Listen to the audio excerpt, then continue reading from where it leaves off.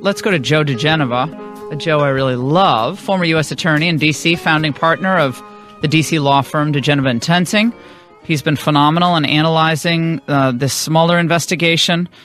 Very interesting piece over the weekend by former Attorney General Mike Mukasey, who posed the very pertinent question of what underlying crime spurred the naming of the special counsel in the first place. It is not clear. Given what we know now, the dossier, everything, it's not clear what the crime was. And DiGenova joins us now. Joe, how are you? Just fine, Laura. So the Democrats' new line is that there's nothing really here. The dossier was one element of the application, and even Trey Gowdy apparently yesterday said, well, this doesn't really have anything to do with the Mueller investigation. Do you agree? No, I don't. Respectfully, with Mr. Gowdy and others, I think it does have something to do with it. Let's remember something here. This is really important. We'll get to the special counsel in a second and Rod Rosenstein's outrageous role in that appointment. But there are two things we have to remember. In April of 2017, the FISA court itself lambasted the FBI and the DOJ under Obama for systematic and continuing lack of candor and providing false information to the court and illegally allowing contractors to have access to FISA information. Second, the Inspector General of the Department of Justice started this investigation based on the FISA court information. It was the Inspector General who referred the text messages between Strzok and Page and all of the other relevant information to House and Senate committees to allow them to conduct oversight. So this criticism of the committees is obviously purposely false and lying. Now, about Mueller.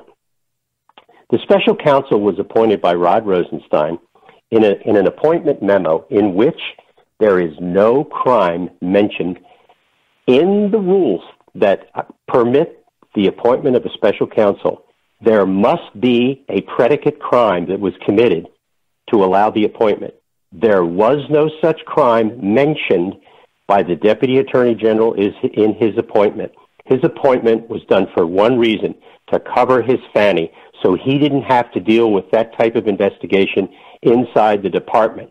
Put on top of that he signed the fourth extension of the FISA warrant of surveillance on Carter Page, even though he knew that he had a conflict on all of that because he was the one who recommended that Comey be fired.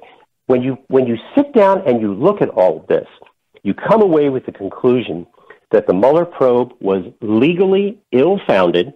Whether or not a court will throw out all of the indictments is another question entirely. But from the perception standpoint and from the regulatory standpoint, it's pretty clear that there was no basis for the appointment of a special counsel. And my admonition to people is that when you look at Rod Rosenstein, it's not a question of him being fired. He's not going to be able to function after a certain period of time. It isn't whether he should be fired. He doesn't have to be fired. He won't be able to function as the Deputy Attorney General. I think Jeff Sessions is a wonderful guy, and I love him. I've known him since the 80s when we were U.S. attorneys together. He's been dealt a bad hand in all of this. I know he says he supports Rosenstein, but I can assure you he'd love for him to be gone. Yeah, the amazing thing to me about all of this is that Democrats, will go on and say, oh, Republicans are always standing up for law enforcement, and now Republicans are hitting law enforcement. And yet you could say the same thing about them. They used to question law enforcement, and, certainly nationwide with all of the probes into the shootings of unarmed black men, they think the worst of the police all the time. But now you never can question the law enforcement, and it's the Republicans' double standard. Well, here's something else that happened over the weekend, Laura, that's related to that very, very keen observation that you just made. A member of the Democratic Party over the weekend on a national television show accused Nunes, the chairman of the House Intelligence Committee, of possibly being an agent of the Russian government. What? Where was this? Yeah, I heard it this morning for the first time. Oh, yeah, an agent. Get me the sound, please, James. I remember someone told me about that. I stayed off social media. I was focused on the family. Here is my point about that accusation. The House Ethics Committee, on its own, sua sponte, should begin an immediate investigation of that Democratic member for censure and sanctions for making such an accusation against the sitting chairman of a committee, regardless of whatever your political views are and what you want to say about the facts in the dossier case and everything else. To accuse a chairman of a committee to be an agent of a foreign power should be grounds for expulsion from Congress. And I want to see if the Republicans have cojones to file an ethics complaint against them. And if they won't, the Ethics Committee should do its job in the House and begin an immediate investigation of that House Democratic member. Well, I think that's right. And ditto for their claim, which also is outrageous, that the White House basically wrote the memo. The NBC News correspondent on Friday was going on, Peter Alexander was going on and on about how and Chuck Todd was talking about it and others. Oh, well, clearly there's some questions about Devin Nunes because he's been known to go over to the White House before and he's been known to trot in there and pressing on whether the memo was actually in some way influenced or dictated by the White House. Sarah Huckabee Sanders said absolutely not. Hogan Gidley came on my show Friday night, said absolutely not. Totally false. But that was pushed this morning again on CNN by this Congressman Quigley, who's on the House Intel Committee, another Democrat.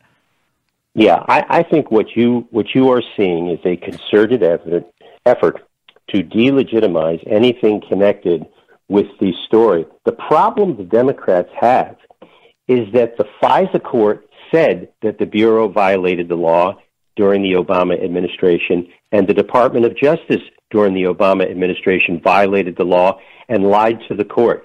They never talk about that. They also never talk about the Inspector General's investigation, which found the struck page text. That is coming out probably in several weeks, and it will be a devastating report on the conduct inside the department. So you see, the Democrats are trying to change the subject. You will never hear them talk about the FISA court ruling, ever. Not one of them has ever mentioned it.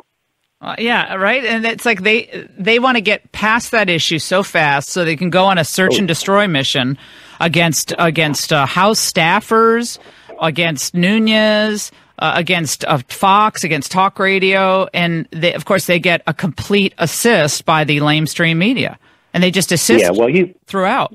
Well, if you watch Chuck Todd on Meet the Press, poor Tim Russert is rolling over in his grave.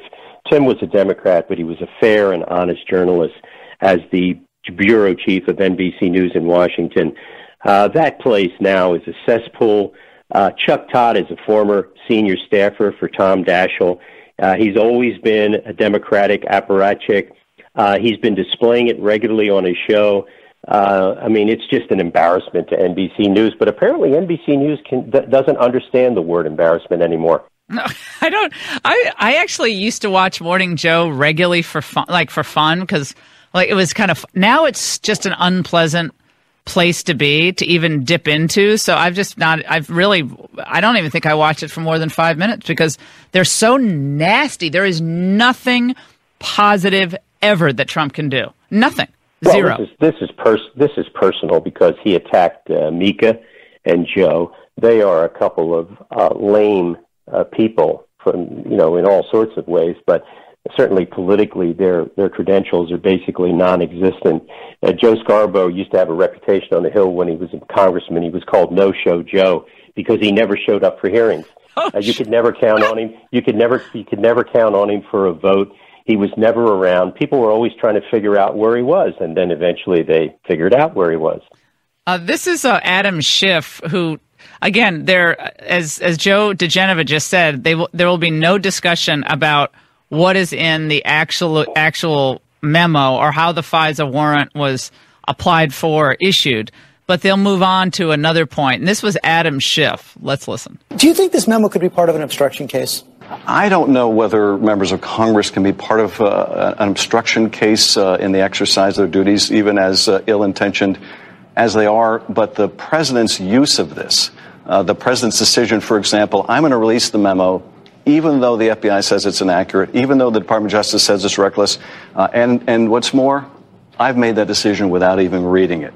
That could be evidence of the president's intent to interfere. Well, the president did say he read the memo. Well, at the time he said, apparently, to a member during the State of the Union, he hadn't read the memo. At least that's what the White House was saying. So they're actually entertaining the idea that the release of the memo is further evidence of obstruction of justice on the part of Trump, and maybe there's a conspiracy to obstruct justice. Nunes is part of it, and the Russians. Well, they're trying to get their run out on their narrative now because, again, they will not talk about the fact that the FISA court found that the Obama FBI and Justice Department had lied to it systematically and continually, and they will not talk about the IG report, which found the text messages between Strzok and Page.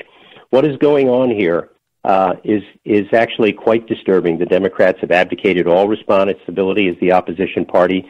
They are now in league with the people who actually violated the law during the election, and that included people in the FBI and senior people at the Department of Justice. This is very serious, and while I, from time to time, will be snarky about Mr. Schiff and some of the people on television in the mainstream media, it is really quite unnerving to see the Washington Post and the New York Times write editorials in which they suggest that anybody who thinks there's a problem with the Bureau and DOJ is part of a conspiracy to demoralize the FBI and the DOJ. This is pretty sick stuff coming from people who ought to know better. The truth is, those people hate Donald Trump. They never wanted him to be president. They were against him. And they are delighted that all of this confusion is being sown by the Democrats. And they are absolutely useless as defenders of the First Amendment at this point. If you've read some of the editorials recently from the Washington Post about the FBI and the IRS and the Republicans, they are an insult to any right-thinking person. They never mention the FISA court slamming never mention it. They never mention the IG report. They never mentioned, and then the other day they just sort of glancingly said, well, even though those text messages between Strzok and Page are very disturbing and they're unprofessional, they don't mean that anything untoward happened in regard to the Trump case. Here, let me just say this to all of your listeners. What Strzok and Page did when I was a United States attorney, I would have removed them from my case.